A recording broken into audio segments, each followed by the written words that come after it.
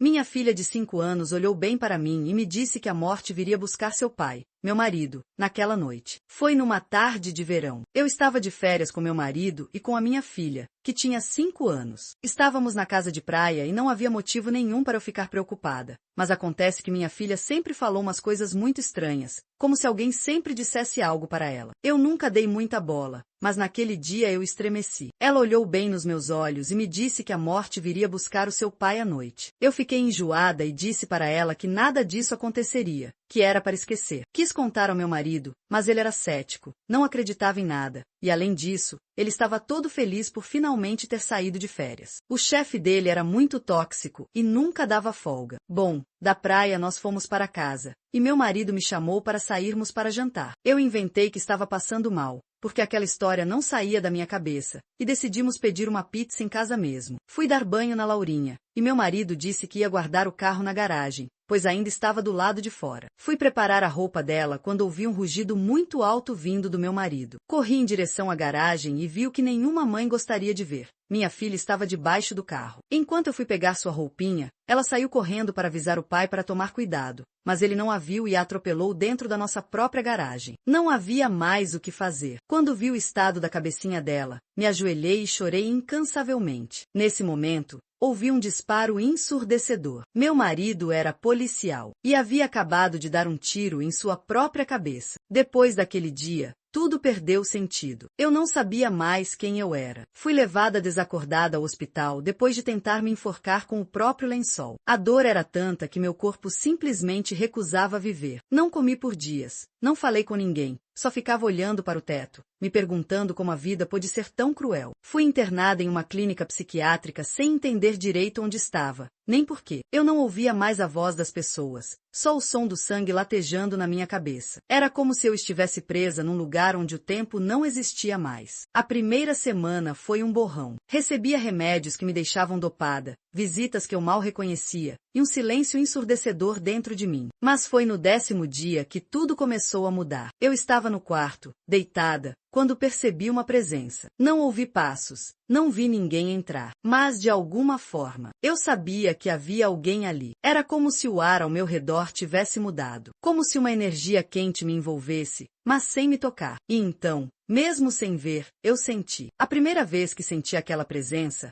achei que fosse imaginação causada pelos remédios. Mas no dia seguinte, ela voltou, sempre no mesmo horário, entre o fim da tarde e o começo da noite, quando o sol se despedia devagar pelas janelas daquela ala triste. E aquilo começou a se repetir. Eu sentia cheiro de lavanda no ar, como o cheiro da roupa da Laurinha depois do banho. Sentia um vento leve tocar meus cabelos, mesmo com as janelas fechadas. Às vezes, ouvia meu nome ser sussurrado, tão doce e suave, como se alguém estivesse me chamando para acordar de um pesadelo. Comecei a melhorar. Não porque os médicos estavam certos, nem porque os remédios fizeram efeito, mas porque aquela presença me trazia um tipo de paz que eu não sentia desde o dia em que minha filha partiu. Era como se, por alguns minutos por dia, eu fosse acolhida por algo que o mundo aqui não conseguia me oferecer. Eu não falava sobre isso com ninguém. Guardava em segredo. Tinha medo de parecer louca, e mais medo ainda de perder aquilo que me mantinha viva. Até que um dia, numa dessas visitas silenciosas, eu senti algo diferente. Uma luz invadiu o quarto. Não era uma luz qualquer. Era dourada, quente, e parecia vir de dentro de mim, mas também de fora. Meu coração bateu forte. E pela primeira vez, eu não apenas senti a presença. Eu vi. Mas isso é algo que eu só consegui entender mais tarde. Muito mais tarde. Porque naquele momento, eu ainda achava que estava enlouquecendo. Naquela noite, depois da luz dourada, alguma coisa dentro de mim se acendeu. Não foi euforia, nem alívio. Foi uma calma que há muito tempo eu não sentia. Não chorei. Só fechei os olhos e deixei meu corpo descansar naquela energia silenciosa que me envolvia como um abraço invisível. Na manhã seguinte, quando a enfermeira entrou para me dar o remédio, ela me olhou diferente. Não com pena, como antes, mas com surpresa. Disse que meu rosto parecia menos cansado, que eu estava mais viva. Eu apenas sorri de canto, sem dizer nada. Porque, de certa forma, ela tinha razão. A presença continuava vindo todos os dias, sempre no mesmo horário. Eu comecei a esperar por ela. Era como um ritual sagrado. Tomava banho, penteava o cabelo e sentava perto da janela, mesmo sem ver nada. Mas eu sabia, ela viria. Certo dia, Tive coragem de perguntar, em pensamento, sem emitir som algum. Apenas fechei os olhos e sussurrei com o coração. Quem é você?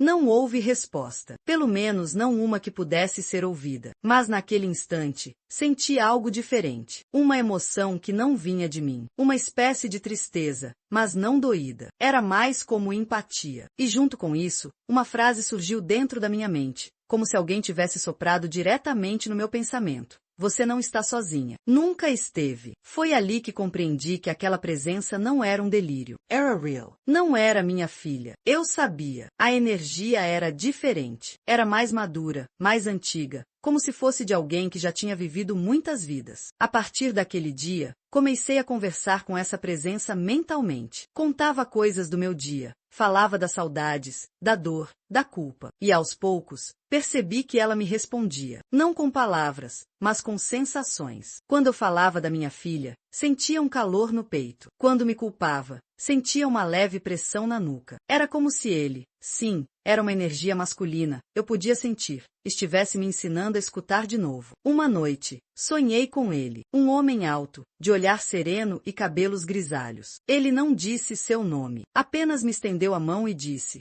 você precisa se perdoar para que ela possa encontrar a luz. Acordei aos prantos. Era a primeira vez que ouvi a palavra perdão sem sentir revolta. Foi assim que comecei a melhorar. Não porque minha dor desapareceu, mas porque agora eu tinha alguém me guiando. Depois de quase 2 meses internada, veio a alta. A médica disse que eu havia surpreendido a todos com a recuperação. Mas eu sabia que não era só o remédio, nem os exercícios, nem a terapia. Tinha algo maior me sustentando por dentro. Algo que não dava para explicar em laudo nenhum. Saí do hospital com uma sacola de roupas usadas e um coração remendado. A dor ainda existia, claro, mas não era mais aquela dor insuportável. Foi durante uma das reuniões de desobsessão no centro que algo diferente aconteceu. Eu estava sentada como sempre, em silêncio, de olhos fechados, tentando me conectar com as preces que eram feitas. Quando senti uma presença pesada no ambiente. Era como um aperto no peito, uma angústia profunda que não vinha de mim, mas que me atravessava inteira. Naquele instante, uma das médiuns incorporou um espírito. E assim que ela começou a falar, algo em mim soube. Eu soube. A voz, ainda que alterada pela mediunidade, trazia uma dor familiar. Era ele, meu marido. A médium chorava copiosamente, dizendo que aquele espírito se encontrava em total desespero, preso em um lugar escuro, sem conseguir perdoar a si mesmo. Ele repetia que havia destruído tudo, que não merecia paz, que não havia perdão possível para o que fez, que tirou a própria vida num impulso, mas acordou num lugar onde a dor era 1000 vezes maior. Um lugar sem tempo, sem cor, sem som, onde a culpa ecoava em um eterno grito de sofrimento. Ele não sabia que podia ser ajudado, não sabia que podia ser ouvido, mas de alguma forma, naquele centro, naquela noite, ele conseguiu. E ali mesmo, de joelhos, eu comecei a orar por ele. Chorei como nunca, mas não de desespero. Era um choro de entrega, de compaixão. Eu dizia em pensamento que perdoava, que entendia, que ele havia sido vítima da própria culpa, da dor de ver nossa filha sem vida, que o que ele fez não apagava o que vivemos, e que onde quer que ele estivesse, eu desejava que encontrasse luz. A orientadora do centro me disse, com doçura: o perdão sincero de quem ficou é um farol poderoso para quem está perdido no umbral. Naquela noite, fui para casa e, pela primeira vez, rezei por ele com o coração inteiro. E também pela nossa filha. Pedi a Deus que os dois fossem acolhidos, que fossem guiados, e que, se possível, me deixassem sentir sua presença. E algo mudou. Nos dias seguintes, a atmosfera da casa parecia mais leve. As noites, menos passadas. Era como se aquela dor que me acompanhava desde o acidente tivesse se rendido à esperança. Como se, aos poucos, eu começasse a compreender que existia um caminho para a cura. E que ele não dependia do tempo, mas da fé e do amor que ainda existia entre nós, mesmo separados por planos diferentes. Mas o mais inacreditável ainda estava por vir. E quando veio, não deixou nenhuma dúvida de que o amor não morre, apenas se transforma. Começou de forma sutil. Pequenas coincidências, como se fossem sussurros vindos de um lugar onde o tempo não existe. Certa manhã, eu me levantei com o coração apertado, sentindo uma saudade inexplicável, e ao abrir a gaveta da cômoda, encontrei um dos desenhos da Laurinha, guardado ali, com meu nome escrito embaixo com letras tremidas de criança. Eu sabia que já tinha visto aquele desenho antes, mas nunca lembrava de tê-lo colocado ali. Naquela mesma semana, ouvi seu risinho baixinho quando fechei os olhos à noite. Não era imaginação. Era um som que vinha de dentro de mim, mas que eu não podia controlar. Um som familiar, reconfortante, impossível de ignorar. No centro espírita, após uma das reuniões, uma das médiuns me chamou de canto. Ela segurou minhas mãos, com um olhar sereno e disse: ela está perto. Sua filha. Ela tem vindo com frequência. Sente sua saudade e também quer que você saiba que está bem, que ama você e que precisa que você fique bem também. Eu não aguentei. Chorei ali mesmo, no corredor do centro, como se aquele fosse o abraço que eu precisava desde o dia do acidente. Mas o momento mais marcante aconteceu em um sonho. Um sonho tão real que eu podia sentir o cheiro dela. Laurinha estava sentada em um campo florido, usando o vestidinho amarelo que ela tanto gostava. Quando me viu, correu até mim com os bracinhos abertos. Me abraçou com força e me disse: mamãe, agora está tudo bem. O papai está aprendendo, e eu estou aqui com você. Sempre que você sentir amor, eu vou estar por perto. Acordei em prantos, mas, pela primeira vez, não era dor, era gratidão. A partir daquele dia, tudo mudou. Eu ainda sentia saudade, é claro, e sempre vou sentir.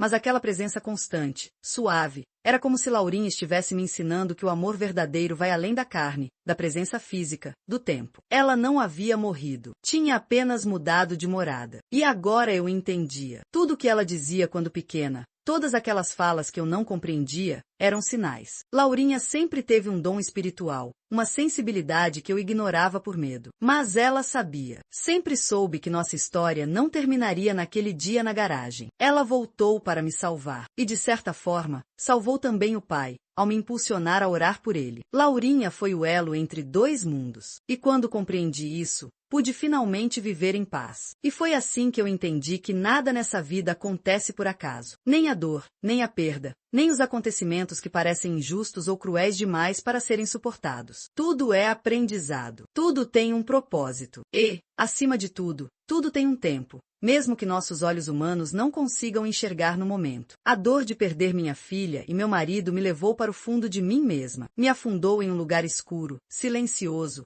onde eu achei que nunca mais veria a luz. Mas foi justamente nesse lugar que eu aprendi a escutar o que antes eu ignorava, a perceber a presença de algo maior, a me entregar à fé. Com a ajuda de Deus, o que parecia o fim se tornou o começo de uma nova vida, com mais consciência, mais conexão e mais gratidão. Eu descobri que o amor é eterno, que ninguém parte de verdade, que os laços que criamos aqui continuam vivos, mesmo depois da morte, e que o espírito, esse sim, segue em jornada, aprendendo, evoluindo, reencontrando. Hoje eu sou outra pessoa. Carrego cicatrizes, sim, mas também carrego uma paz que nunca imaginei sentir. E se você está passando por um momento difícil, eu só posso te dizer isso. Confie. Confie que tudo tem um porquê, que existe um plano maior, que você não está só, porque a espiritualidade não nos abandona. E Deus nunca solta a nossa mão. Você acredita em recomeços?